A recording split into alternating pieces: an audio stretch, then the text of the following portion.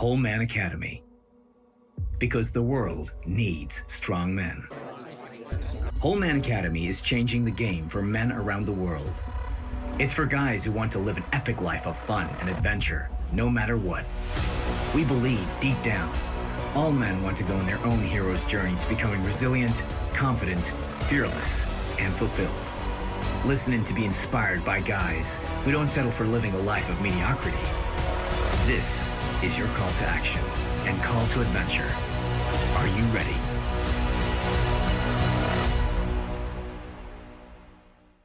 Okay, so this is the Whole Man Academy podcast, episode 95, racing up towards 100. My guest today is Craig Casaletto. I've actually pronounced his name right, double-checked it just in case. He's a men's coach, podcaster, interestingly, retired police detective, and he's also pretty fucking funny on Instagram. So, Craig, how are you and where are you, mate?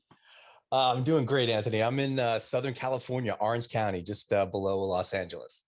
Now, this is why, I mean, the last few weeks, we've reached out to guys around the world. We've had guys in Nicaragua and next week it's Australia. And for yourself, it's in the States. And this is what I'm enjoying is finding guys from around the world that have their own kind of take on, what's going on in the world with men, what their challenges are and what they can do about it. And I saw you on Instagram and I was like, hey, who's this dude? I love his stuff. So we'll come on to that. But you've got an interesting story about being a retired police detective. So I wanted to ask you first, because clearly what you're doing now is a world away from being a police detective. So how's that for you? You know what? It's very refreshing and it's very challenging. So it was refreshing in the aspect of changing careers, but it was challenging in the respect of taking a leap. Like typically, I left the job a little bit early, probably earlier than 99% of the people that do the job, because I had an opportunity to come. I used to live on the East Coast in New York, moved out completely to the West Coast with my family. And it was like one of those things that you typically in that position don't do. And it was just like the right time. I made I took a complete massive risk and just said, let's do it. And that was the difficult part about it. But I wanted to continue that path somehow, some way, which kind of led me to where I'm at now. So at what point how long were you in the police for? 15 years. 15 years. So at what age did you go into the police and what was that like as a youngster? It was, so I got into it in my 20s and that's what I wanted to do. Like, I did not want to work a 9-to-5 job. I didn't see that. I knew I wasn't going to be some major mogul millionaire being a police officer, but I knew I was going to be able to move the needle when it came to service and help. Yeah. Right. And I felt like I was really, really good at that. And I wanted to make a difference. And I know it sounds cliche, but I really believed it. And I do still believe it. And, I realized like you go into the profession wanting to make a change. And in the end, the profession really changes you. Right. And I felt like the profession really changed who I was. I mean, you definitely see people at their worst. You become a master at of intervention and handling crisis and helping people when they're at their lowest. Yeah. And I found a lot of and you get a ton of training surrounding that. And I kind of felt like I really, really enjoyed that aspect, but there was a lot of negativity. There was a lot of pressure and stress that surrounds that career that I got to a point in my life where I was like, I have young kids and I was like, I really want to spend more time with my kids and focus on family. And I had an opportunity to do that.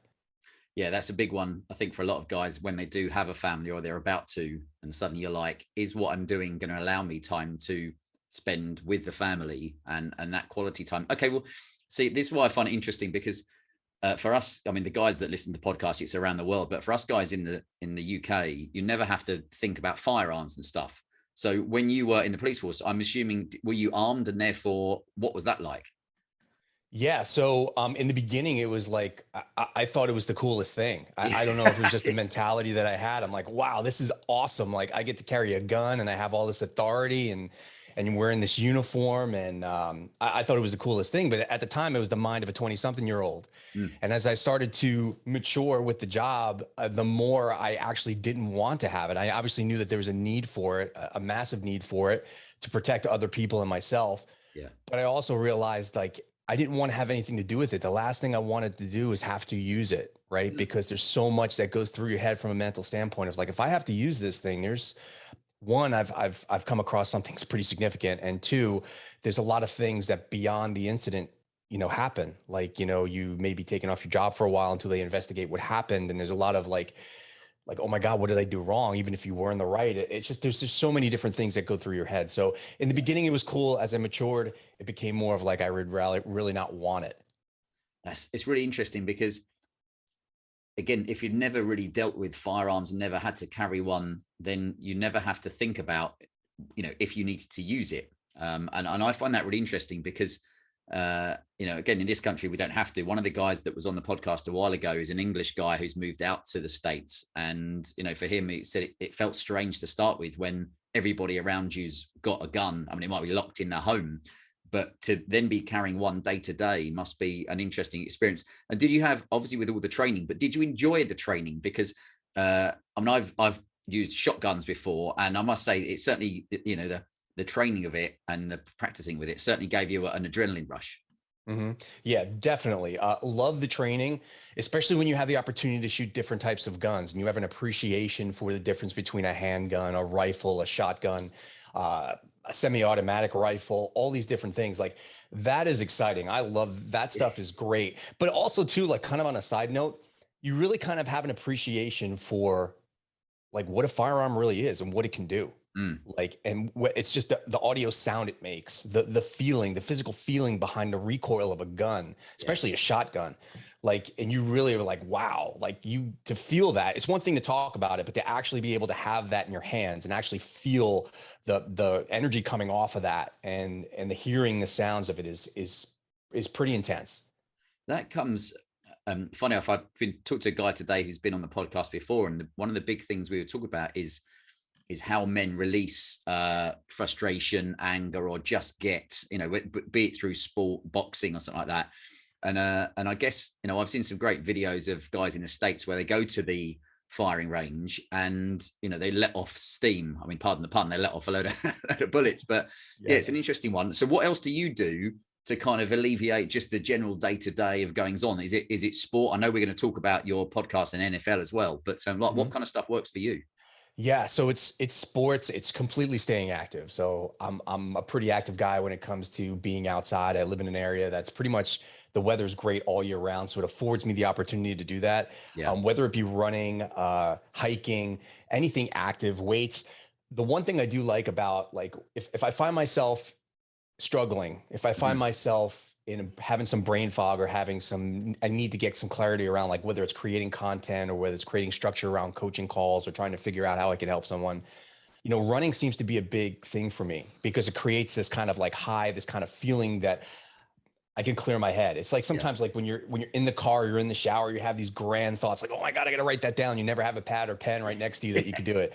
But like when I'm out for a run, I can think about things. I come up with really good things as far as content and ideas on how to help. And for me, that's kind of my go-to.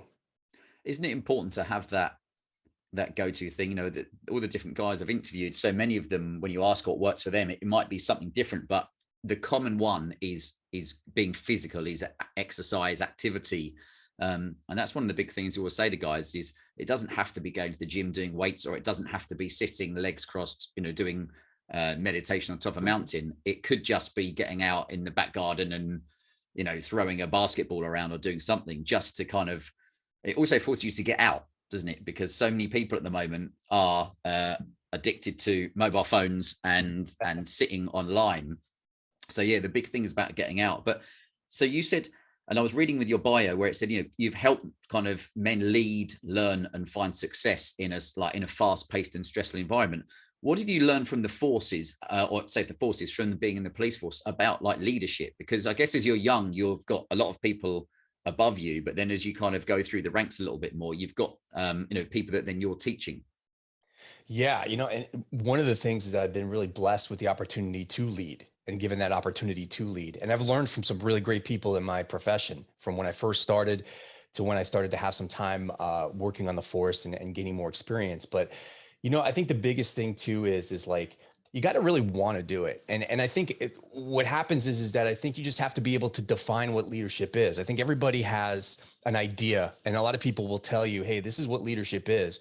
But sometimes I find like, and those are big things, but I find sometimes leadership is the small things. It's like, getting to work on time or just doing things like presenting yourself in the right way, making sure that you look good and that you take care of yourself. And leadership, and and not to go off at the tangent here, but leadership has to do with taking care of yourself. I know a lot of men are so focused on helping and protecting and doing things for other people and their families that it also comes full circle for them. You got to take care of yourself, and that's leadership. So I think once I understood really and had kind of examples of what leadership was, it allowed me to help other guys become leaders. And I think that was probably one of the best things that worked for me. And that's the thing, is about, setting an example to others. And I think one of the things I find frustrating now over the last 2 years, where so many people have been forced to work from home. And I think there's, like most things in life, there's good and bad points for working from home. Maybe it gives you some flexibility to less commuting, but what it stopped you doing is actually being in the work environment where you're either leading other people. Because I look back to when I was a youngster, if I'd been working from home, I'd have hated it, because I loved being in the office for the majority of the time around older guys who you learnt from. And my worry is that, especially younger guys, they miss out on that kind of interaction if people are kind of kept away from each other, and it becomes a contactless society, which is always a worry. But well, let's get onto your Instagram, because that's the reason we met. But that's the reason I remember seeing a couple of videos and I was like, this guy, he makes me laugh, and it's good stuff. It's not just mindless content. It is really good kind of nuggets of interesting kind of wisdom. So what inspired you to get onto Instagram to start doing those videos?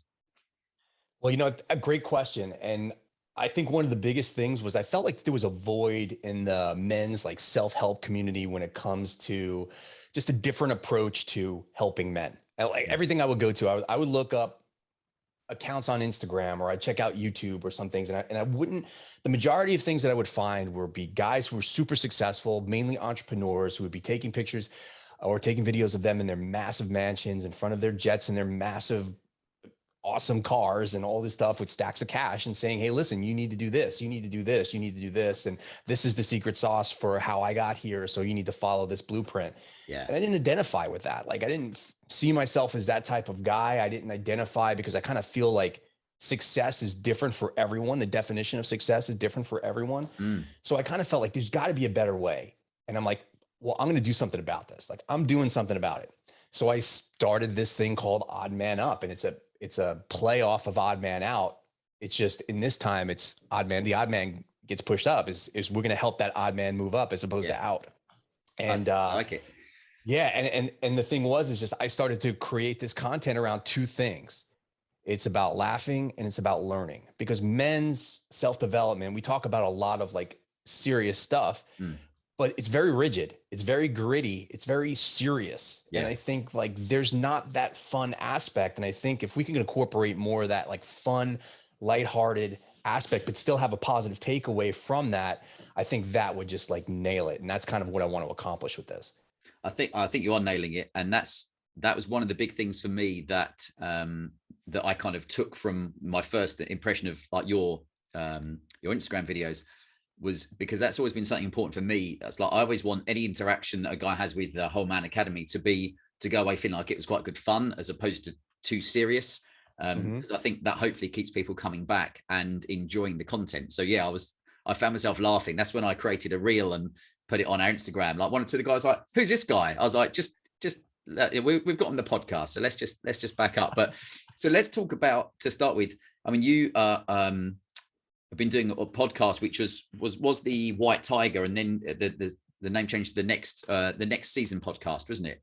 And that was with I'll pronounce his name wrong. Is it Asante Cleveland, a former NFL guy? Yes. So tell me about that and your journey of podcasting, because for me it started like 2 years ago, and I took a course and I've done the whole lot myself, which I've loved being control. But I listened to videos and I really liked it. So tell me about that. Yeah. So it started off just being a solo project for me. It started with the White Tiger podcast, and it was my way to bridge a gap between police work and service, like, and what I'm doing now, or like what I was trying to figure out what to do now. Cause like transition's really hard. And I kind of felt like this filled a void for me, and it was allowing me to help, and still like I did in police work, but kind of in a different capacity. And that's kind of really what birthed it. And halfway through this thing, I wound up interviewing my co-host Asante, wound up having a mutual friend that connected us. I'm a big sports fan. I love football. Like, I love States football. And we connected, and he was on the podcast. He actually announced his retirement, which was a pretty awesome for him to do on the podcast. Yeah. Scoop. So, yeah. and I knew, I was like, you know what? I have something going on with this guy. Like, we have a good connection. Like, we got to keep this going. And I asked him, I said, hey, listen, would you be interested in continuing to do this? He's like, absolutely. And that's kind of really where the ball started like massively rolling for us in regards to the podcast, because we started interviewing and had access to just like people who were very famous in the industry, like in the sports industry. We had an opportunity to interview some guys down at the Super Bowl in Miami a few years ago, Olympians, NFL athletes, entrepreneurs, and it's been a pretty amazing ride. I love it. And that's where I literally talked about this earlier with the chap who had a podcast, but I said, because he was asking for me, you know, what's it been like? And I said, it's exploded my network of guys who, and as you say, it doesn't have to be network of like really successful, rich guys. It's guys that are living life on their own terms or doing something really cool. And, you know, now like, that's what I love about podcasts is, for me, I learn from all the guys I talk to, but also I would say podcast saved my life, as it were. Not that I was like, as in I was going to end my life, but when I was working in a city, my partner kept saying, hey, you should listen to podcasts. I was like, I'm too busy. I'm too busy to listen to podcasts. No, don't give me advice. And then turns out she was right. And, you know, I started listening to them, and that got me interested in the kind of the personal development space. And that kind of leads me on for you I mean, in the States, there's some huge names like Tony Robbins in the personal development space, which I know isn't just for men, it's, you know, for men and women. But for you, is there anybody that you, as you've grown up or that you've kind of, you know, found you've followed that has really kind of helped you on the course you're on now? You know, so I think Tony Robbins is awesome. I've actually been to some of his events, and they're great. And I've learned some life-changing things. But, you know, to be honest with you, it's going to be kind of crazy. Like when I look back at this coaching journey, and I look forward to this coaching journey and kind of look back at how the Odd Man Up started, there was some stuff that hadn't have anything to do with coaching that I got inspiration from. There was a couple of accounts, like I love to golf, and there's a guy out there that I follow like on TikTok, and he's also on Instagram, and he's funny. I think he's a comedian, but he's also a golf professional. He would go out there and just have, I would laugh watching these videos. And then I would learn, I'd take away a cool golf tip. I'm like, oh, that's cool. I got to do that next time I'm on the course. And I'm like, I got to do this. Like I have to incorporate, because this is totally me. Like I totally resonate with what this guy's saying. I got to do this in some capacity. And there's another guy that's out there that does it too. And he kind of gives out like just fun facts, but he also kind of incorporates some entertaining fun into it. And I'm like, I'm inspired. It's enough to get me to like, somehow, some way, I'm going to help men with this blueprint. And that's kind of where the inspiration came from for me. Doesn't it show though, like for anybody listening, that, you know, the inspiration, you never know when it's going to come or who it's going to come from, because you can kind of search for it, but then you might just listen to a 2-minute clip. Or, I mean, last night I was on a Zoom call with a big group of people, and this guy said this one thing, and I was like, whoa, what? And I wrote it down, and it was something really, you know, it was really powerful for me. And that's why I say to people, you know, for guys, if they're at least getting involved in listening to different podcasts or, you know, immersing themselves in that world, you never know when there's going to be that golden nugget of something coming up. Now, I'm going to ask a very technical question here, and it might struggle with this, but what is an NFL tight end? What is that? I know obviously NFL is, but what position is a tight end? So a tight end is kind of a hybrid player. And basically the way a tight end's primary job, well, he has two primary jobs: to block pass rushers trying to get to your quarterback. Right. And he's also has another function where he comes off and he's a catcher. So he's both a blocker and a catcher. And that's kind of like his primary. He has two primary roles. See, I'm learning, because it's funny. I'm generalizing here by saying all English guys, but I mean, I don't even know the rules of rugby. So to try and watch American football, I'm just like, let's just get a touchdown. Like, forget all the rest of it. So that's a good start. That's it. I'm getting there. But one of the things I loved, and again, I was talking about you at lunch today, because the guy who I was talking with said what he'd realized with his partner is that one of his big roles is, it sounds silly, but if you can keep your partner happy, I don't mean like just by doing anything, but, you know, like if you can have a harmonious relationship and support each other, it can be really powerful. And one of your videos said, how can I make your day a 10 with your partner? So, I mean, obviously the guy listening is like, what's he talking about? So can you talk a bit about that? Because I thought that was brilliant. Yeah. So I think one of the things guys like often struggle with is like, how can I be a better husband or a better partner or better or whatever. And, I think it's just a lot of times we don't ask our significant other what they want. Like we make these assumptions, like we assume like, all right, we know what they want. We've been married for how many years? We've been together for how long? Like, I know exactly what she wants, but she doesn't respond to me. I don't get it. It's like, well, you got to sometimes have the courage just to go up and ask, hey, what is it that you need that I could do to help you? And sometimes something so simple, and this is just like life. Sometimes we like overcomplicate things, and the simplest things are the ones that knock it out of the park in baseball terms every time. Like it's literally like we just have to go out there and just ask. And I think what happens is by approaching your significant other every day and saying, hey, listen, how can I make your day a 10? It does a couple things. One, it shows that you're concerned and that you actually care. And two, it facilitates communication, right? It's like, hey, listen, I do communicate. I do think about like you, and I want to try to make your day a 10, make it easier for you. And I think a lot of times, and I can't speak for all women, I think I can speak for at least my wife, but I could say that that's all they want. Like, I think a lot of times women just want you to notice that they're dealing with a lot of stuff and they're playing a lot of different roles, and that sometimes they need help, you know? And that's all it takes. And I guarantee you, if you can go and tell your significant other, like, how can I make your day a 10? That's better than any gift, anything you could get your spouse. I'm guaranteeing it. You're right here on this podcast. I'm guaranteeing it with hands down better your relationship. I totally agree. And I'll tell you why I love it. Literally, when I watched that video and I was writing it down earlier, it took me back to a few years ago. I mean, no, more than 5 years ago. So I still worked in the city, but I listened to a guy who was in his 30s or 40s, no, it must have been 40s. But he said one of the big things he'd learned was when his partner was talking and asking him to do something or whatever, he'd say back to her, what I'm hearing you say is this, what I'm hearing you say is that you want us to go to your sister's for the weekend. He said, because often I'd say that and she'd go, that's not what I said at all. What I was saying was this. And it was one of those things I think I said a few times in the heat of arguments where I'd be like, whoa. What I'm hearing you tell me is that you want me to do this. And they'd be like, no, we want to do this. And I wonder, like, following that on by saying every morning, saying, what can I do to make your day a 10? Because surely that's going to open up some communication as well. Yeah. Well, questions are huge. I mean, as a podcaster, someone that interviews people, like, we all have the tendency to want to just like tell, but we have to really ask. And like, if you get into the habit of asking, you're going to find out conversations are really, really good, especially when they're with your spouse. I mean, that's huge. Another tip that I got to tell you, Anthony, I think it would work for anyone listening who has a spouse who's in a relationship. Like, there are going to be two scenarios that happen when your spouse needs help. Like, as they're going through a tough time or whatever the case may be.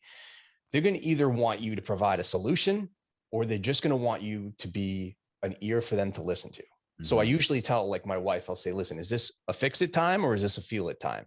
Because if it's a feel it time, then I'm just here to listen. I'm not going to give you any guidance. I'm not going to say anything. I'm not going to make any suggestions. I just want to sit here and listen to what you have to say. And it's great because that's what they want. That's what they need, just to vent, or they need to kind of get some stuff off their shoulders. And that's the role you're playing for them at that time. And then there's the fix it role. Like, hey, is this a fix it or feel it role? This is a fix it role. Okay. So after you listen to what they say, then you say, hey, listen, you know what, based on what I'm hearing, maybe this will work for you. Not telling, but making a suggestion, like suggesting, hey, and then it's going to be up to them to either take that suggestion or move on to something else.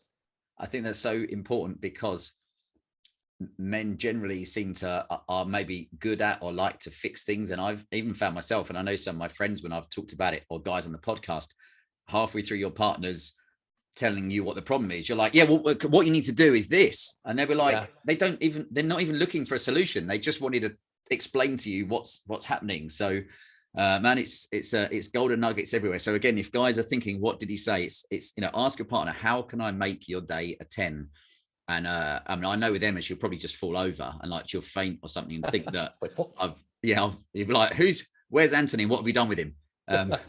So the other one was about being in shape. And again, a big thing for me is for guys, just generally life, exercising, ideally outdoors if you can, but exercising regularly for something that you enjoy, I think is so important. But I know you'd written the other one about finding someone to hold you accountable, because it's easy to skip stuff. So talk to us a little bit about that. Like, what have you done training wise that's worked for you, and how have you stayed accountable?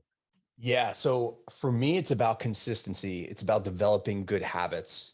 And I think the key to anything, whether it be working out or anything, is just like not breaking the chain, like literally just finding something that works for you and just continue to do it. And it doesn't have to be massive, but just something that you can do consistently. And I think developing habits around get physical fitness, working out, and doing it and make it's not enjoyable for everybody. I don't think everyone gets up and says, yeah, I want to just want to do this. But you know what? It's sometimes our expectations, we have to kind of like reel them back. I think we don't have to do massive things. It's just getting out there and doing things that we can do consistently has definitely worked for me. And accountability is a really big part of that. Like for me, especially in the coaching aspect, for the longest time, like I never really understood the value of having a coach or having that person that's going to hold you accountable. Because if you need to have that person that's going to push you, because it's one thing to be able to look yourself in the mirror and say no, but it's harder to look at someone else and say no. And I think by having that accountability, if you don't, like, it's a really good thing to start automatically just moving the needle like really quickly. Find that person. I think that is so important. And I wish someone had maybe told me that when I was like in my 20s, because, you know, I always think that you can't push yourself like someone else will. And that's why even with our mentorship program we started a couple of weeks ago for guys, and one of the first guys that signed up, he's still doing the same stuff he could have done. But now I want on a Monday morning an email saying, what are you going to do for the week? And on a Friday, I want an email saying what he did. And if he didn't, why didn't he? And how can he address it next week? And suddenly he was like, fucking hell, that gives me the motivation, because it's easy to make excuses when it's just looking at yourself in the mirror. Oh, I'm too tired, or I can't. But when someone else is like, well, you sat watching sport for 2 hours and you're telling me you didn't get time to do something. So yeah, the accountability I think is really powerful, either in, you know, in work or even in like, you know, projects that you're doing, or in the fitness side as well. And that's why, as you said, I mean, you look at all the top teams in the world, every team has a top coach because they are cracking the whip and making sure that people are, you know, doing what they're being told. So yeah, for guys that are listening, if you haven't, you know, even if it's just a mate to be accountable or is checking in with, I think that's important. But one of the things that I find with guys is they find that like, you know, change sometimes can be hard because you've actually got to do something. Well, I know you wrote every great beginning starts with change. So talk to us a little bit about that. Yeah. So, well, the first thing I'd like to ask is, why do you think that men don't want change? Yeah. Like, No, you know, like what is it? Like, I think if you really kind of like reverse engineer it, like, what is it about change that you don't want? Like and for most men, I think it's probably because, well, it's going to make me do something I haven't done before. It's going to push me out of my comfort zone. And I just don't feel good about that. Yeah. Like, I think when you start looking at change as a good thing and it's going to move you in the direction that you would really want to go to, like, then you kind of embrace it and you kind of be like, you know what, I want change. And granted, like there's a lot of change and is difficult. And, you know, especially massive change when you make big moves, like you make big career moves, you make big physical moves, all these different things. Like, but I think it's understanding your relationship with change and then having the ability to want it as opposed to push it away. Yeah, it's important, because one of the common things I see with guys is either that they would like to change their career, and maybe they're stuck, you know, maybe they're in their 30s or 40s. So, and that was similar to me, you know, in your 20s, you really quite enjoyed your career. And then mid 30s, you were like, I'm kind of I'm done with this. But it can be scary when you're either on your own or you're making that change. And a lot of people around you think you're mad for leaving. But that's one of the things I've seen, and I don't know if you know, with yourself and friends, is getting to that.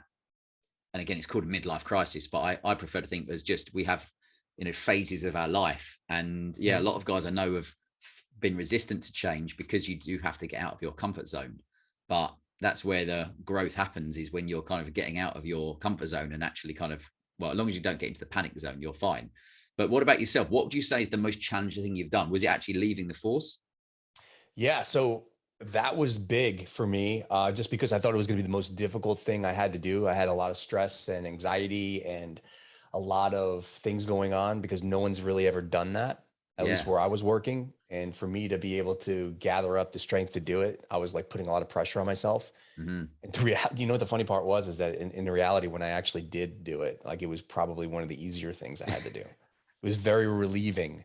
And that was difficult, and moving. Like moving cross country from the East Coast of the States to the West Coast was really hard because I left a job, had no idea what I was going to do next. And as a provider to your family, you taking on a different role, more of like now a traditional secondary role, it's really difficult. Like mentally, it's really difficult. And then trying to figure out what that next stage is for you, knowing that you want more, but trying to figure out what that more is and going through that void of like not knowing, it's really difficult. So yeah, I think it's like probably those are the two biggest things I think that stick out for me. And did you have, I'm guessing it's going to be yes, but kind of the full support of your family? Because that often I see is one of the big things is that, you know, if you can have the backing of everyone, it makes things a lot easier than if you're trying to make a change, but you know, that, and understandably families can often try and just, they want you to keep doing what you're doing to stay safe, if that makes sense. So what was it like kind of, did the family fully understand what you wanted to do? Yeah. And not only did they understand, but they were in full support. And for me, I kind of look at it even the bigger picture. Like that's the part of being in a good relationship, a good, healthy relationship is understanding like, you know, I got you, like I got your back.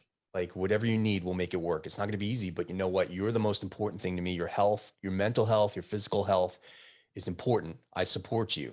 And fortunately for me, I had that. Yeah. And I tell men, just, hey, listen, find those things in your relationship. You know, those are the things that are really going to make you grateful for what you have. Yeah. A bit of gratitude, as Tony Robbins says, the attitude is gratitude, which always helps. Yes. And I wonder for yourself, one of the other videos we're going to get onto like talking about fatherhood, but one of your videos was stop living vicariously through your kids, which I laughed at so much because you know, our kids are 2.5 and 4.5 and I love football, therefore I'd be like, yeah, and it's like I felt I was trying to push them into watching football, and I'd even realize my language was like, oh look, football's on, you love football, don't you? And they'd be like, yeah. And Emma would say to me, just because you like it doesn't mean they have to. Maybe they like rugby. And I'm like, whoa, whoa, whoa, whoa, whoa. So yeah, talk to me about living vicariously through your kids. Yeah. Yeah. So I think that really resonated with me being involved in sports. Like I have kids that play sports. How old are your kids? My kids are 9 and 7. Okay. Yeah. So they're involved in sports and I see parents, you know, and I help out coaching on the field too. So I see parents like literally living through their kids. Like this is their life 2.0. Like here's another opportunity for them to be like a star on the field through their kids. And there's a constant like coaching. And it's hard to be a parent and a coach. It really, really is hard to do that. If you can master that, man, you blow me away. Like it's really, really hard. Yeah. But yeah, it's just like one of those things where, you know, you got to let your kids live their own life. Right? They're going to have interests that may be different from yours. They may have come from you physically in some capacity, but they're going to have their own interests. And maybe those interests will align with the things that you find valuable or that you enjoy, but there may be a situation that they're not. And I think by forcing kids into doing things that they don't enjoy, I think eventually, especially as they start getting older, it builds resentment. And I think as a parent, that's probably, at least for me, it's the last thing I want to have is my kids like hate dad. Like dad was such a dick because he just like pushed me to do this and I didn't want to. And now I'm totally going to rebel and do everything he doesn't want me to do. Yes. Right. Goes the other way. Yeah. And it's just like one of those things where I think it's just something for parents, dads and stuff just to be aware of. It's like, and you know what? By supporting your kids doing what they want to do, that's going to pay massive dividends, not just in the moment with your kids, but especially as they get older. Yeah. And it's a really interesting one. The more guys I speak to about their relationships with their fathers, and, you know, for some guys, their father wasn't around, and for some he was, but that wasn't a good thing because he wasn't a very nice person, or, you know, didn't know how to show love. So I always find then it's the relationship with then when you have kids, are you taking the baggage of what happened with you and a father into that relationship, which generally means like how you deal with it. So I wonder what was it like when you became a dad? Because it sure is a shock to, I mean, it's a great experience, but it sure is a shock to the system. Yeah, it's an amazing life. It's a life changer, no doubt, in many, many ways. My priorities changed. My definition of success changed. Like just my mindset changed. Yeah, it was amazing. And I think my sole goal, and just to keep things like super simple, was just to give them the best life I could possibly give them. Like to do whatever it is in my capacity to just give them a really good life and to teach them good sound things, like good sound practices. And I think one of the biggest things nowadays, I think that's lacking for kids, which I kind of focus a lot on my kids, whether it be in sports or at home, is just your mindset. It's like kids, when you talk about kids, like no one talks about the mindset. And now like the kids are unbelievably impressionable. Like they're being taught when you're not teaching them, when they're on their phone or they're on their iPad or they're on their computer, they're being taught. Yeah. Right. And it's there's a lot of negativity out there, and you really have to make a point to teach your kids mindfulness and to develop a powerful mindset. And you can do it at a young age. Just the way you communicate with them and the information that you funnel to them is majorly important. Well, that I think that's so important. And, you know, we are learning ourselves, because realizing that being a parent shouldn't be how you've been taught. It shouldn't be like, oh, well, the best way to parent is because that's the way it's always been done, or that's how it was done to me. So it's like we're trying to, like, use the phrase, like, unlearn what we know, because sometimes I say stuff to kids, and I know my friends do the same, where you're telling them what to do, and then our kids, especially our eldest one, is really like loves to ask questions like, why have I got to do that? And you're like, because, and you haven't even got an answer, because I've said so. And you're like, hold on a minute, like, what's that teaching someone? You're teaching them not to question things. And if there's one thing I've learned in the last 2 years, it's people should be questioning everything that's going on around them, and questioning authority, and why are you putting these rules in place? So I wondered for you, because you said about phones and stuff, I see so many people, and I've been guilty of it, like being addicted to phones and social media. And sometimes you're standing there and you're like, oh, I'm scrolling. What was I doing? Like 10 minutes later. So how have you addressed that, with yourself and also with your kids? Because they're just coming into that age now, aren't they, of your iPads and TikToks and Instagram and all the kind of the brainwave stuff that comes in. Yeah. So I'll start with myself. So one of the biggest things that I've used to kind of curtail like my getting lost in the feed, so to speak, is understanding what social media is doing for me. Like defining like, okay, so I'm using social media, Instagram, or whatever the platform is, as a tool, right? Yeah. So if I'm building a house or I'm building something, I'm going to have my tool belt of tools that I need to do to accomplish that. And if I can look at Instagram as a tool, it definitely keeps me on there for what I need to be on there for. And then when I'm done, it gets me off of it, right? Because I'm done doing whatever I need to do to build whatever it is I wanted to build for that day. And I think that has helped me tremendously. There are times I get lost in the entertainment factor of social media, because you definitely can get, oh, that's funny. And especially me, like I'm all up for something funny. Like, this is great. And they know what you like, don't they? The algorithms know what you like. So they're going to give you more 100%. Of it. Like, listen, just from this conversation, my phone's going to pop up something that we talked about. Like, somehow, some way it works that way. But it's just like, yes, I focus on using it as a tool. And I think that works for me probably 90% of the time. And for my kids, it's just about earning, right? It's like, if you want time on this, you have to earn the time on that, right? It's like getting an allowance, like you doing some work. It's like, if you want to do that, and it's going to be during these designated times. And the earlier I think that you could start this, the better, because because the kids don't know, like if you start building these habits and this structure early, and I think structure is just massively great for kids. It's all massively great for adults. Yeah. Like if you could start that early, it's going to make things easier later. Right. So it's like, get your kids into the habit of being like, okay, if I want to do this, then I'm going to have to do A, B, C, and D to jump on the iPad and stuff like that. And as parents, we're so busy that sometimes that's pushed away. It's like, I don't have time to go and do that. Like, let me tell you, like the upfront work will pay off. Yeah. In the back for the back end, because it'll self-regulate itself, because they're going to know what the expectations are. It's such a minefield at the moment, because thankfully we've made sure we don't do it, but it's like sometimes when you're out and you'll see people just put their kids in front of, especially look in front of something on their iPad or something. And I totally get it, because sometimes as a parent, you just need like some your own brain space. And unfortunately, parking a child in front of a screen isn't always the best thing, but I get it why some people do it. But it's surprising how, as the kids are getting older, and then of course you've got computer games and kids just sitting in their bedrooms playing computer games all the time, and you forget when how old are you, Craig? I'm in my 40s, late 40s. So I'm 43. I had to think about it then, but when I was a kid, you didn't have any of this stuff, so you were outside playing football or doing whatever, come rain or shine. And now I know people that kids would just be like, I don't even need to look outside. I'd happily just be on the computer. So it's trying to find that balance, isn't it? Between not saying you can't look at anything at all, because then, as you said, then they rebel, but being mindful of kind of spending too much time on it. And I've found with social media that it's like, if I didn't use it for the Whole Man Academy, I'd quite like to just delete it, and your life would be a lot easier. But now, talking about social media, one of the big things we had with our kind of events and following was, just a good group of guys who were on our Instagram, and that's how we reached out to a lot of guys. And the big thing was about guys getting together to talk, to kind of alleviate pressure and learn from each other. So what about yourself going through life? Have you had a particular like best friend, or a father-son relationship, or when you're in the forces, was it something to do with people there that you found was helpful for you to just share what's going on in your life and talk to? Yeah, what's kind of crazy? I never really had that. And I think the only person I had that with, and this is kind of crazy, is my mother. Right. Yeah.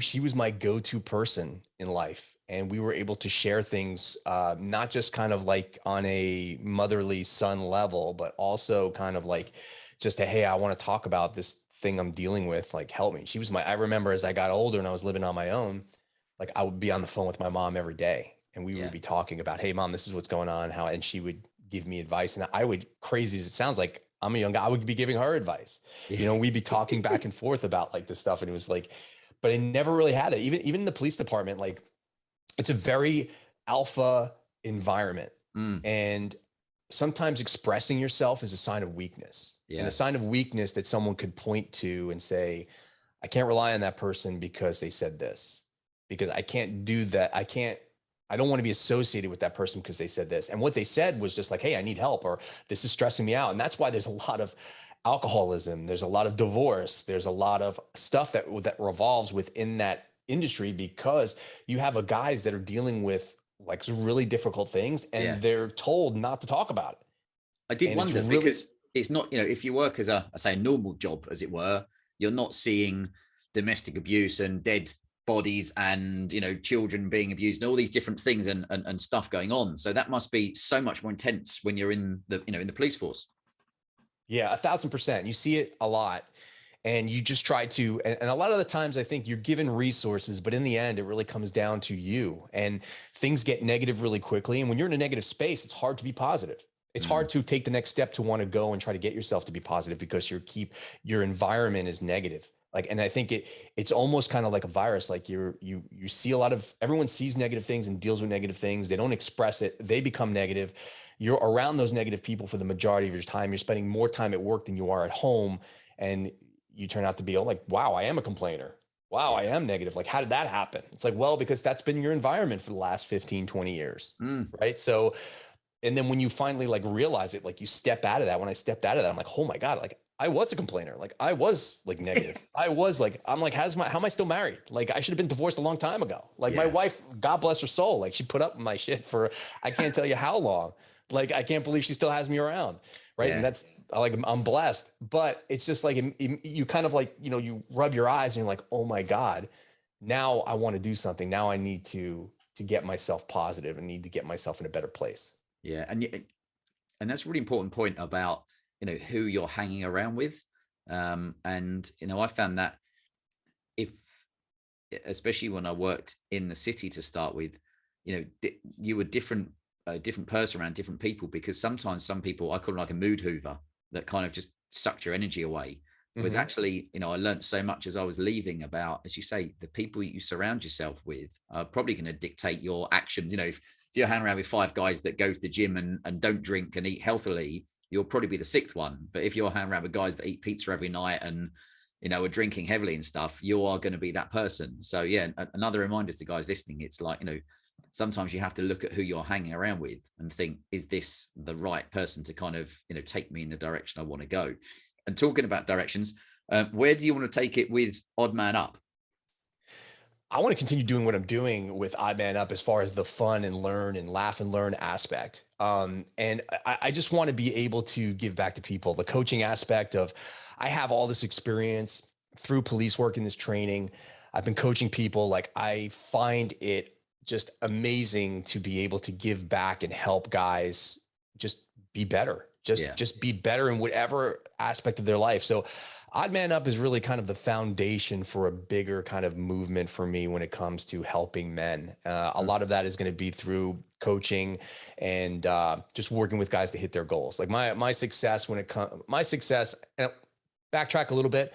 I think a lot of people focus on words like me and I kind of like adverse to that. I like kind of focus on, it's not about me, it's about you.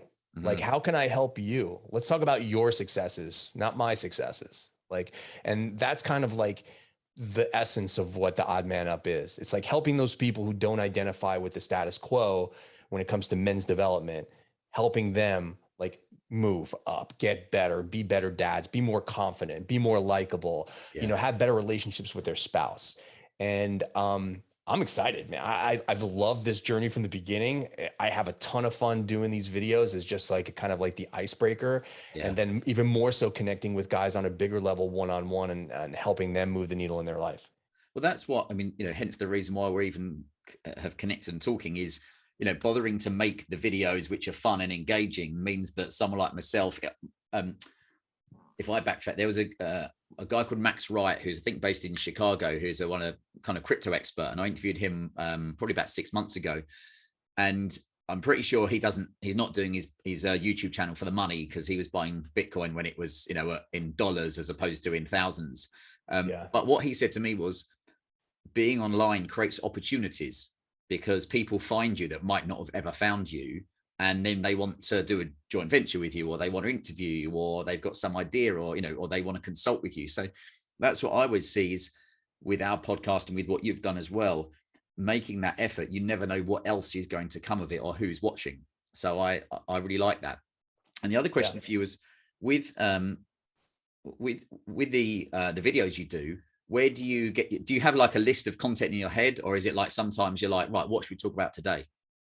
No, so I pre-plan all that stuff. I have like what I call pillars of content, and they surround the things that I believe or I feel that men probably need the most help in, like those areas of your life.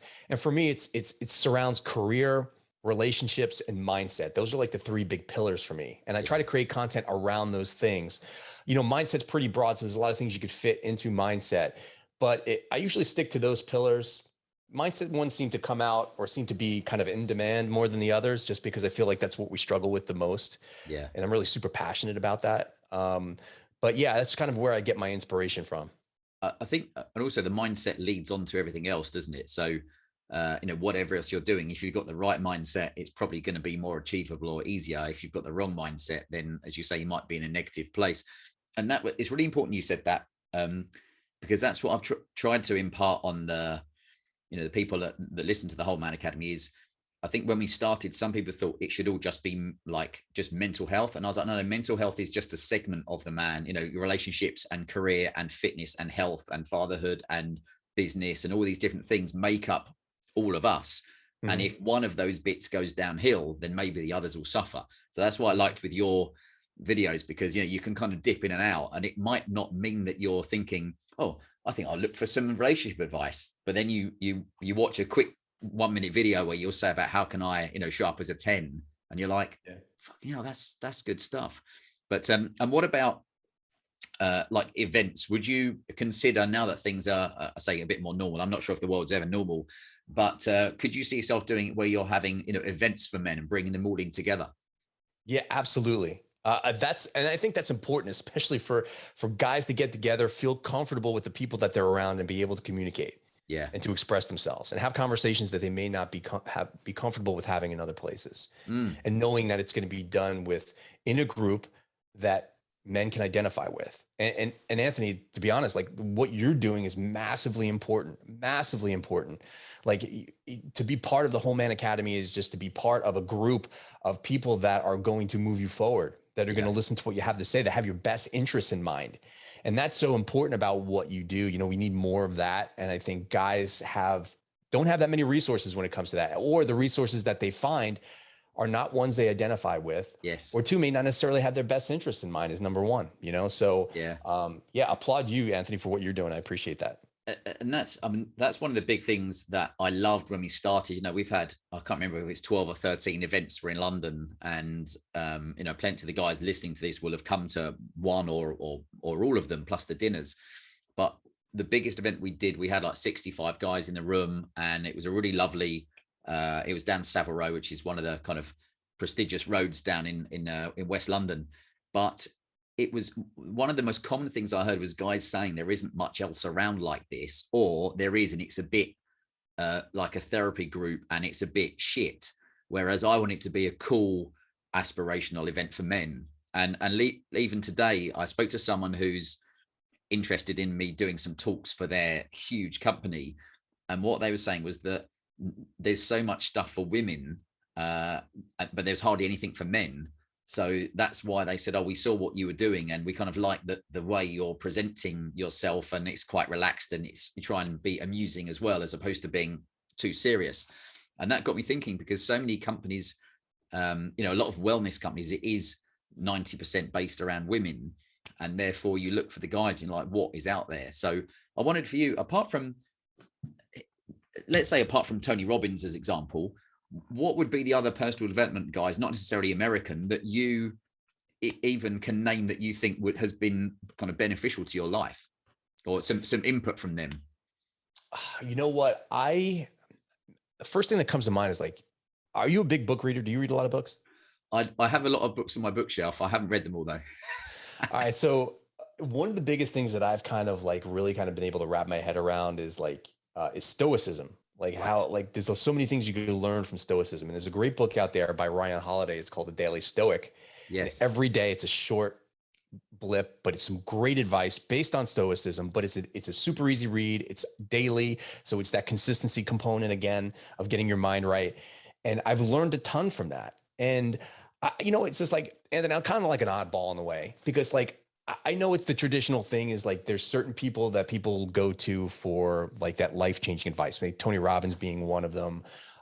You know, here in the States, you know, you have a lot of like alpha guys that are like former Navy SEALs and stuff like that, which is awesome and great. Yeah. But like, there may not necessarily be those group of people that you identify with. And I do and don't.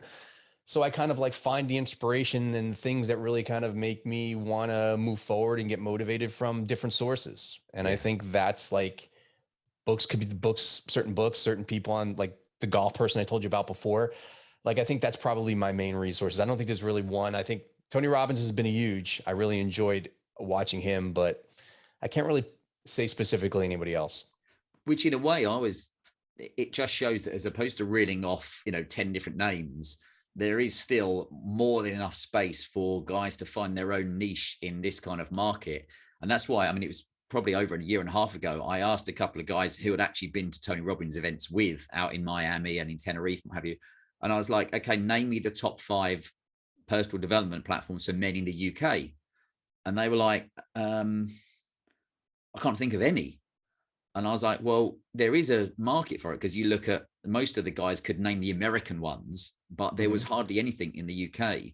And that's where it was trying to, what's the word, like amalgamate, you know, what we're doing is bringing guys together, but then trying to make them aspirational events. But that's why I find it interesting, because even as you said with the Daily Stoic with, was it Ryan Holiday? Yeah. I'm pretty sure I've heard several guys on our e-letter, when we talk about what books do you like, have all said that book is a belter for them. So if there's nothing else that someone's taken away from today, it would be like, go and check out that book, try and buy it somewhere other than Amazon, but you know, go and buy that book and work your way through it. Important there, because I said work your way through it, because I don't know about you, but I've done it. I've bought books and I've just not even read them. And then you're like, why have I bought that and not read it? Because I've just gone and bought another book and another book and another book. So, you know, we call it shelf development. Yeah. And you know what, Anthony, I'll challenge you even one step further. It's not even just reading the book. It's like taking action on what you read. Yeah. Like I know people who've read thousands of books, but like my first question is, so what have you done since you've read the book? Oh, no, I just read the book. I'm like, well, that's great. I mean, you're just checking off the books that you read. Like, hey, just put a post out. I read 1,000 book this month. I'm like, well, that's great. But what'd you do with the information? And to be honest, it's like, it's funny, but like a lot of guys haven't like done anything with it. It's like, oh, I think they just want to be there. Like, hey, I'm going on this podcast or having this conversation. I just want to be at the ready with a book I read. Like, oh, I got to tell them I read this book or I read this book. It's like, well, that's great. Now that's awesome. And I know that the person's a really great author and I've read their book too. Like, what did you take away from it? Or like, what are you doing with it? Yeah. And that's the key. It's like, listen, I would tell you, don't even waste your time reading any books unless you're going to do something with the information. Yeah. Like take action with it. If you're listening to the Whole Man Academy podcast and you get something away from it, take action from it. Like, all right, that's great information. I really resonate with that person said. All right, now do something with it. Yeah. Right. I read this great book. Now do something with it. I heard Tony Robbins say something. Now do something with it. I heard Jordan Peterson say something. Now do something with it. Like do something with it. Like all I'm saying is like, take that action because we're like creatures of just like soaking up information. But like, unless we do something with it, it's not going to help us. Yeah. And I know I was guilty of that in the past where it was kind of just good entertainment. You're like, right, I'm going to watch this hour-long thing from, someone doing a great talk. And then when you finish, you'll be like, right, I'll head out now. And you're like, oh, that was great. And maybe at some point in your life, you'll take action on it. But at the time you're like, okay, you feel like you're taking action by just watching it, but then you don't do anything about it. So yeah, another one for guys is actually do something about it. As I've said before, it was a guy called Peter Sage, who I hope to have on the podcast one day, but he said, knowing and not doing is the same as not knowing. Yeah. And I like that one. But now what time is it? What time is it out there? It is 8:47 a.m. 8:47. So what's your plan after this? I am going to get some work done. I got to get some work done. I got to follow up on some emails, and you know how it goes. It's like, you're doing the housekeeping stuff. Yeah. So it keeps you away from, I used to say, like, especially when I was in police work, it's like work would keep you away from the stuff that you really wanted to do. It's like work just gets in the way, but the key is if you're asking yourself that, if you said that to yourself, find something that you're passionate about and it'll all be enjoyable. That's so important to finish because I always try to say to people, you haven't got to necessarily like absolutely love what you do, but if you can find something that you enjoy doing and, that will help those times when you are staying up late or getting up early. And I always say with the Whole Man Academy, like it's loads of work, but I love doing it. So if I'm staying up till late working on something, I'm not like, oh man, I've got to do this. I'm like, hey, this is, it's worthy of my time. So yeah, for any guy out there, find something that's worthy of your time, and then do more of it, and get around the right people. As I feel with you, Craig, I know if we were living close to each other, I'd be like, whether you like it or not, we're hanging out. If I had to hang. let's do it. Hey, it's interesting. I do want to say this one thing, Anthony. Like, I think guys do get caught up in two things that are really important. I know I struggle with it a lot. It's like pursuing something that you're passionate about, and then pursuing something that's practical. And I think what happens is that like, people like pursue the practical thing and passion will come out of that, or pursue the passion thing, because that's ultimately what's going to win the long game. And I think really it's about both, but I think the most important thing is like, don't forget the passionate side. I think we often we undervalue like what we're capable of doing. We undervalue our credentials and we don't spend enough time like really focusing on the things that we're passionate about when it comes to career and it comes to about like your goals and your legacy and all these different things. So if you're going to take one thing away from anything, just focus on what you're passionate about. Don't let anyone else dictate what you need to be doing other than yourself. Yeah. And sometimes I love what you just said. Sometimes I say to people, go back and listen to what he just said again. Because often people will go, yep. And you're like, okay, even if you pause this and hit the back 15 or back 30, listen to it again and then just like let it wash over you as opposed to just skipping on to the next thing. So, well, look, Craig, I appreciate it's early in the morning for you and you've got stuff to do, but I firstly appreciate your videos because I find them really funny. And secondly, it's really good to kind of spend an hour chatting together. And I always say at some point, I hope that I'll be either over there or you'll be over here and we can give each other a man hug. Yeah, that would be awesome. Thank you so much for that. And thank you for being part of your movement, your Whole Man Academy movement. I really, really appreciate it. It's been an honor. It's a pleasure. We will speak to you soon. You got it. Thank you. Cheers. Thanks for listening.